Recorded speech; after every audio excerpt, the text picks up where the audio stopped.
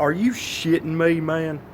I swear, somebody just the other day asked me, it's like, is there one thing you could say positive about the Trump administration? I said, well, he seems to be leaving the LGBT stuff out of it mostly, so I give him that. And I'd be goddamned if they didn't go and dive horns first into the dumbest, most fabricated controversy I can recall. They revoked a bunch of Obama's policies that said the schools had to allow transgender children to use the restroom of their choice. Well, way to go.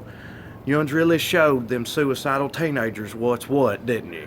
They'll say, oh, no, it ain't about that. It's about big government. It's about states' rights. States have the right to choose how they handle that sort of thing, because states got more rights than women do. Also, you ever notice anytime states' rights gets brought up, it's always about states' rights to do some terrible shit. So, oh, the Civil War, it wasn't really about slavery. No, it was about states' rights. Yeah, their right to own people. And it's particularly shitty in this case because the crux of that argument is you can choose to live in a state that reflects your personal values. But if you're a transgender teenager in Montgomery, you can't just uproot and leave Alabama because the fat dipshit 2 lockers down from you is afraid of the future. That ain't how it works. States' rights. They don't care about states' rights when a state wants to let in Muslim refugees or let poor people get high or any other number of shit that they don't like. It ain't about states' rights. It's about their need to hate somebody enough to distract them from how much they hate themselves. That's how they work. That's how they've always worked.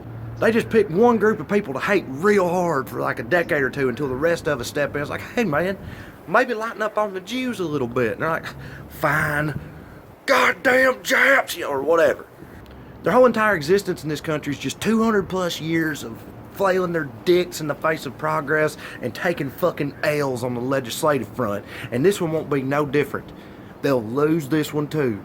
The Supreme Court will hear the case. They'll rule in the favor of reason because they use their brains for stuff.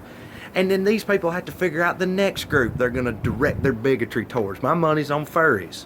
Which made me wonder why Trump would even jump into what I think is a losing proposition. And I think it's because for all his talk about winning, what he really cares about is whining. That's the only thing he's fucking good at. I think if he knows he gets into a losing fight and loses, he can do the thing he does best, which is whip his rabid, mouth-breathing fan base into a fervor over some perceived slight at their lifestyle, because at the end of the day, they're only useful to him when they're fucking losing. Yeah,